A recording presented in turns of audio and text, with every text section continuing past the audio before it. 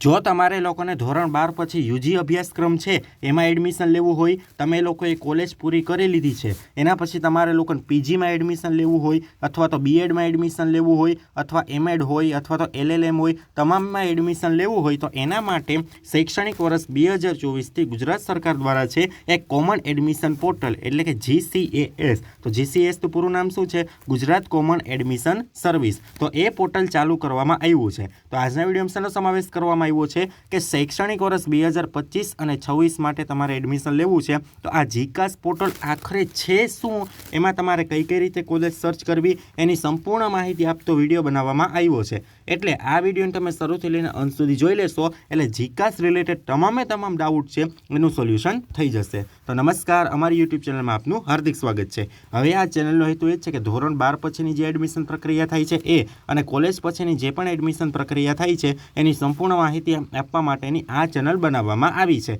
અને admission related update માટે જો તમારે લોકોને અમારી વોટ્સએપ ચેનલમાં જોડાવવું હોય તો એની લિંક નીચે ડિસ્ક્રિપ્શન બોક્સમાં આપી દીધી છે, ત્યાં જઈને પણ તમે લોકો અમને ફોલો કરી શકો છો. અને તમારે લોકોને એડમિશન રિલેટેડ અપડેટ માટે અમારા વોટ્સએપ ગ્રુપમાં જોડાવવું હોય તો એની લિંક છે એ પણ નીચે ડિસ્ક્રિપ્શન બોક્સમાં આપી દીધી છે, ત્યાં જઈને તમે લોકો જોડાઈ શકો છો. અને હરતા ફરતા આ ચેનલમાં તમે લોકો નવા હોય તો ખાસ કરીને એડમિશન રિલેટેડ તમામ અપડેટ મેળવવા માટે આ ચેનલને તમે અત્યારે જ લાઈક કરો, તમારા મિત્રો સાથે શેર કરો અને ખાસ કરીને સબસ્ક્રાઇબ કરવાનું ના ભૂલશો.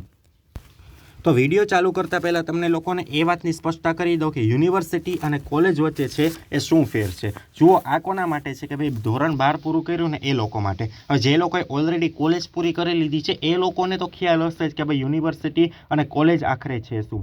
તો તમને લોકોને કહી દઉં ઉદાહરણ તરીકે કે ભાઈ માની લો કે આ એક યુનિવર્સિટી છે. એ યુનિવર્સિટીનું નામ છે BKNMU એટલે કે ભક્ત કવિ નરસિંહ મહેતા યુનિવર્સિટી.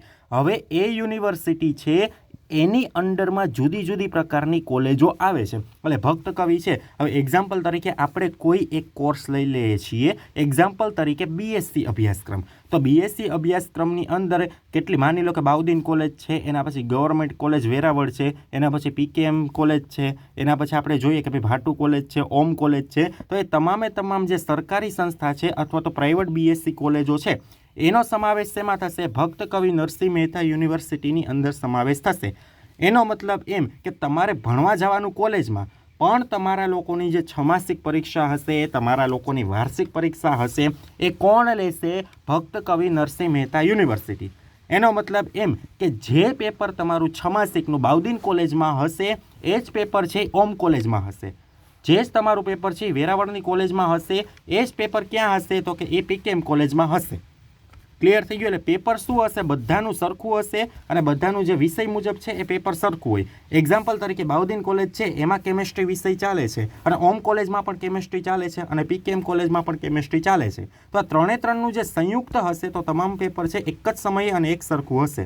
અને એ તમારા પેપર ક્યાં ચેક થવા જશે? યુનિવર્સિટીમાં ચેક થવા જશે અને યુનિવર્સિટી તમારું પરિણામ આપશે અને યુનિવર્સિટી તમને ડિગ્રી આપશે. આ વસ્તુ ક્લિયર થઈ ગઈ? તો આ આપણે વાત કરી હતી આ ભક્ત કવિ નરસિંહ મહેતા યુનિવર્સિટી. તો હવે એ જ રીતે આપણે જોઈએ કે ભાઈ સૌરાષ્ટ્ર યુનિવર્સિટી. તો સૌરાષ્ટ્ર યુનિવર્સિટી હોય તો એમાં પણ તમને લોકોને ખબર છે કે ભાઈ જુદી જુદી પ્રકારની કોલેજ છે એનો સમાવેશ થાય છે. અને એમાં તમારું પેપર શેનું હશે? તો કે સૌરાષ્ટ્ર યુનિવર્સિટીમાંથી જ આવશે. ક્લિયર થઈ ગયા આ વસ્તુ? તો આ વસ્તુ છે ખાસ ધ્યાનમાં રાખો. આ યુનિવર્સિટી અને કોલેજ વચ્ચે છે એ તમને લોકોને મેં ડિફરન્સ સમજાવી દીધો. ક્લિયર થઈ ગયું? હવે આપણે આપણા મૂળ મુદ્દો છે GCAS એના પર આવીએ. હવે જુઓ, વર્ષ 2024 પહેલાં શું થતું કે એક્ઝામ્પલ તરીકે તમારે લોકોને જો ભક્ત કવિ યુનિવર્સિટીની કોલેજમાં એડમિશન લેવું હોય તો એના માટે તમારે અલગ ફોર્મ ભરવું પડતું કે ભાઈ ભક્ત કવિ યુનિવર્સિટીની અંદર BSc અભ્યાસક્રમ છે, BCom છે, BBA છે, એમાં મારે એડમિશન લેવું છે તો તમારે ભક્ત કવિ નરસિંહ મહેતા યુનિવર્સિટી એની વેબસાઇટમાં જઈને તમારે લોકોએ ફોર્મ ભરવું પડતું. એ જ રીતે આપણે વાત કરીએ, હવે તમારું મન થયું કે ભાઈ મારે સૌરાષ્ટ્ર યુનિવર્સિટીમાં એડમિશન લેવું છે તો તમારે સૌરાષ્ટ્ર યુનિવર્સિટીનું એક અલગ ફોર્મ ભરવું પડતું કે એ એક ફોર્મ ભરો ને એટલે તમને સૌરાષ્ટ્ર યુનિવર્સિટીની કોલેજીસ છે એમાં એડમિશન મળે. હવે એક્ઝામ્પલ તરીકે તમારે લોકોને ગુજરાત યુનિવર્સિટીમાં એડમિશન લેવું છે તો તમારે લોકોને ગુજરાત યુનિવર્સિટીનું અલગ ફોર્મ ભરવું પડતું. ક્યારે? 2024 પહેલાં. પણ સરકારે એવું નક્કી કર્યું કે આપણે છે 14 જેટલી કોલેજો છે, 14 જેટલી યુનિવર્સિટી, એનું એક કોમન જ ફોર્મ ભરવાનું. તમે લોકો એક કોમન ફોર્મ ભરશો. એક્ઝામ્પલ તરીકે તમે BScમાં એપ્લાય કરવા માંગો છો તો BScમાં તમે જો આ GCAS ઉપર ફોર્મ ભરશો એટલે આ 14 યુનિવર્સિટીમાં તમે એક સાથે ફોર્મ ભરી દીધેલું ગણાશે. એટલે તમારે અલગ અલગ ફોર્મ નથી ભરવાનું. ક્લિયર થયું? માત્ર તમે એક ફોર્મ ભરશો એટલે પછી તમારું મન થયું કે ભાઈ મારે ભક્કવીમાં એડમિશન લેવું છે, તો તમે એની કોલેજ પસંદગી કરી શકો છો. તમારું મન થયું કે ભાઈ મારે ગુજરાત યુનિવર્સિટીમાં લેવું છે, તો એની કોલેજ પણ એકસાથે પસંદ કરી શકો છો. પછી તમને તમારું મન થયું કે ભાઈ મારે સૌરાષ્ટ્ર યુનિવર્સિટીમાં બીએસસીમાં એડમિશન લેવું છે, તો તમે એની કોલેજ પણ પસંદ કરી શકો છો. એટલે આ એક પ્રકારે ફાયદાકારક જ પોર્ટલ છે. તમારે ભાઈ અલગ અલગ 100-200 રૂપિયા બધે દેવા પડતા, પણ હવે તમે ખાલી 300 રૂપિયા દેશો ને એટલે આખે તમામ કોલેજ છે, તમામ યુનિવર્સિટી એમાં એકસાથે ફોર્મ ભરાય જશે. ક્લિયર થઈ ગયા આ વસ્તુ?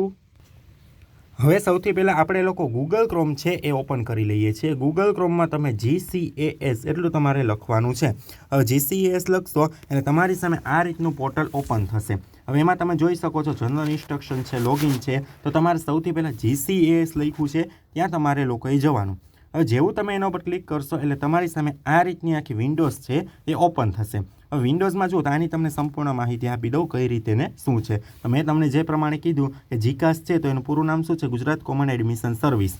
ક્લિયર થઈ ગયું? પછી આમાં તમે નીચે જશો તો બે ઓપ્શન એક આવશે. એક ઓપ્શનમાં આવશે ઓલરેડી રજિસ્ટર, કે તમે લોકો રજિસ્ટ્રેશન કર્યું છે અને એપ્લાય નાવ, તો એપ્લાય નાવ ઉપર તમારે કરવાનું છે. જો આનો એક આપણે સેપરેટ વિડીયો આવશે ધોરણ 12 પછી તમારું જે ક્વિક રજિસ્ટ્રેશન ચાલુ થયું છે ને એના માટે એક સેપરેટ વિડીયો જ બનાવીશ. આજનો વિડીયો છે એમાં સંપૂર્ણપણે GCAS પોર્ટલની જ તમને માહિતી આપું છું. હવે પછી તમે લોકો ધીમે ધીમે નીચે જશો તો GCASમાં કઈ રીતે આખી એડમિશનની પ્રક્રિયા થશે એ તમને છે આમાં સમાવેશિત કરેલી છે.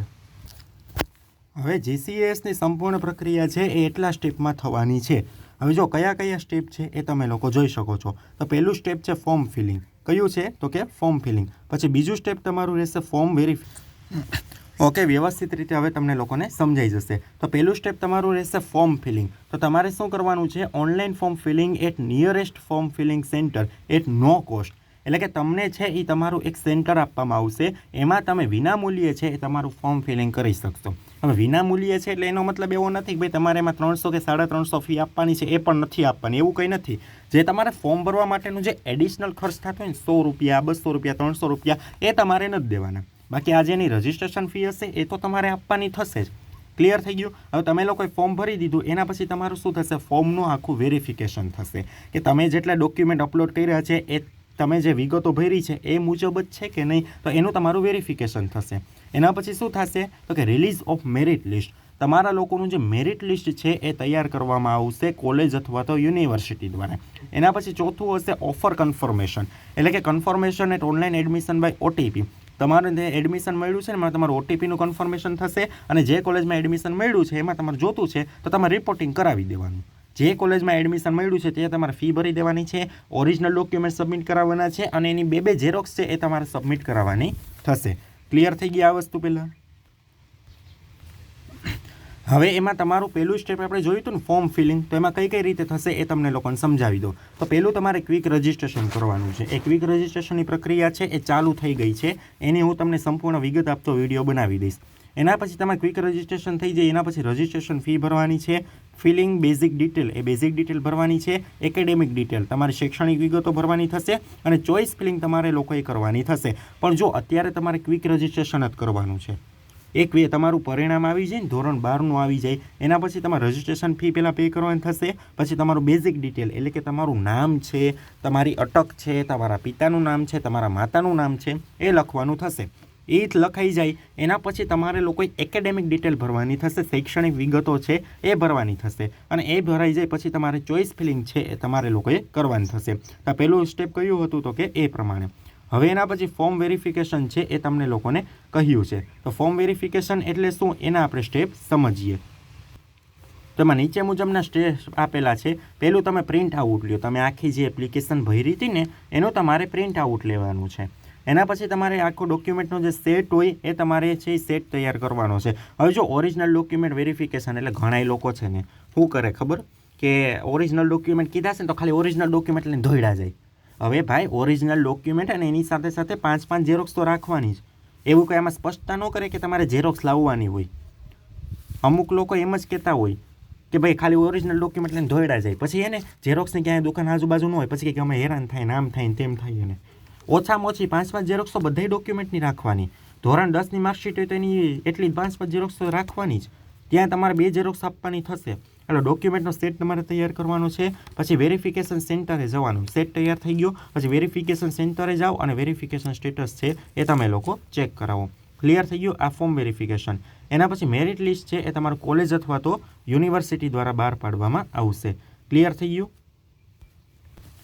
એમાં પણ તમને આપ્યું છે પ્રિપેરેશન ઓફ મેરિટ લિસ્ટ, એટલે કે મેરિટ લિસ્ટ તમારું થશે અને રિલીઝ ઓફ મેરિટ લિસ્ટ, એટલે તમારું મેરિટ લિસ્ટ છે એ પબ્લિશ કરવામાં આવશે. એના પછી ચોથું સ્ટેપ છે OTP કન્ફર્મેશન. જુઓ આ એક છે ને નવું છે, એ શું છે એ તમને લોકોને સમજાવી દઉં. જુઓ એમાં શું કહેવામાં આવ્યું છે, ચેકિંગ મેરિટ લિસ્ટ, એટલે કે check for merit list prepare by college અથવા તો યુનિવર્સિટી. એમાં તમારે ચેક કરવાનું છે. પછી ચેકિંગ ઓફર, તમને ક્યાંય એડમિશન મળ્યું છે કે નહીં એ ચેક કરવાનું છે. અને offer confirmation by OTP by given in the time, જે તમારું એડમિશન છે એ તમારે OTPથી કન્ફર્મ કરવાનું થશે જો તમારે લેવાની ઈચ્છા છે તો. ક્લિયર થઈ ગયું. એટલે એટલું સ્ટેપ તમારા પતી ગયા છે. પછી તમે લોકો આમાં જો આ સ્લાઇડો તમને આપી જ છે એમાં પણ તમે લોકો વ્યવસ્થિત રીતે જોઈ શકો છો. અને એના પછીનું લાસ્ટ સ્ટેપ શું તમારે કરવાનું થશે તો કે રિપોર્ટિંગ એટ કોલેજ અથવા તો યુનિવર્સિટી ફોર એડમિશન. તમારે લોકો એ છે રિપોર્ટિંગ કરવાનું થશે તમારા ડોક્યુમેન્ટ લઈને. ક્લિયર થઈ ગયું. અને ફોલો ઇન્સ્ટ્રક્શન બાય કોલેજ અથવા તો યુનિવર્સિટી. તો કોલેજ અથવા તો યુનિવર્સિટી છે એમાં તમારે લોકોએ શું કરવાનું થશે, એના જે રૂલ હોય એ તમારે ફોલો કરવાના થશે. ક્લિયર. હવે એક વસ્તુ ધ્યાનમાં રાખો, જ્યારે પણ તમે એડમિશન કન્ફર્મ કરાવવા જાઓ છો ને ત્યારે તમારે ફી ભરવાની થશે હો. એ વસ્તુ ધ્યાનમાં રાખો. એટલે એ વેમમાં ન રહેતા કે અમારે ફી નથી ભરવી, અમારે એડમિશન જતું કરી દેવું છે, એવું વેમમાં ન રહેતા કે ફી અમે 6 મહિના પછી ભરી દેવું તો હાલશે કે નામ તરત તમારું કાઢ નાખશે ત્યાંથી. એટલે ફી તમારે જો ગવર્મેન્ટ હશે તો એની પૂરેપૂરી ભરવાની થશે. અને તમારે જો પ્રાઇવેટમાં મળે છે તો પ્રાઇવેટમાં મે બી 50% ફી હોય. એટલે કે માની લો કે કોઈ કોલેજની 10,000 રૂપિયા હોય તો તમારે લોકોએ 5,000 ભરવાની થાય. ક્લિયર થઈ ગયા આ વસ્તુ. એટલે આ વસ્તુ છે તમે ખાસ ધ્યાનમાં રાખો. ક્લિયર થઈ ગયું. પછી હવે તમે લોકો જેમ જેમ નીચે જશો તો તમને કોલેજના આખા લિસ્ટ આપેલા છે. ક્લિયર થઈ ગયું. એટલે આના વિશે છે ને હું તમને એક અલગથી સમજાવીશ, કેમ કે આ લિસ્ટ છે ને એમાં તમને મારે સમજાવવું પડે એમ છે થોડુંક વિસ્તૃતમાં. રેડી. પછી જો આમાં તમારા બધા સર્ક્યુલર આવશે કઈ કઈ. હવે જો કઈ કઈ યુનિવર્સિટી છે સમાવેશિત છે એ તમે લોકો જોઈ લો. તો પહેલી યુનિવર્સિટી છે વીર નર્મદ સાઉથ ગુજરાત યુનિવર્સિટી. જો આ યુનિવર્સિટીની કોઈ પણ કોલેજમાં તમારે કોઈ પણ કોર્સમાં એડમિશન લેવું છે તો જીકાસમાં ફોર્મ ભરવું પડશે. પછી બીજી યુનિવર્સિટી છે ગુજરાત યુનિવર્સિટી, એ છે. પછી ત્રીજી યુનિવર્સિટી છે હેમચંદ્રાચાર્ય નોર્થ ગુજરાત યુનિવર્સિટી. ચોથું આપણે જે છે કે શ્યામજી કૃષ્ણ વર્માજી કચ્છ યુનિવર્સિટી. એના પછી મહારાજા કૃષ્ણકુમાર ભાવનગર યુનિવર્સિટી થઈ ગયું. પછી Sardar Patel university Saurashtra university. Shri Somnath Sanskrit university Veraval છે. એના પછી શ્રી ગોવિંદ ગુરુજી યુનિવર્સિટી. એના પછી મહારાજા સયાજીરાવ ગાયકવાડજી યુનિવર્સિટી બરોડા ઈ. પછી IIT સંસ્થા છે એ. પછી doctor Baba Saheb Ambedkar open university છે એ. ભક્કવી Narsinh Mehta university, children university અને ગુજરાત ટેકનોલોજીકલ યુનિવર્સિટી એટલે કે GTU.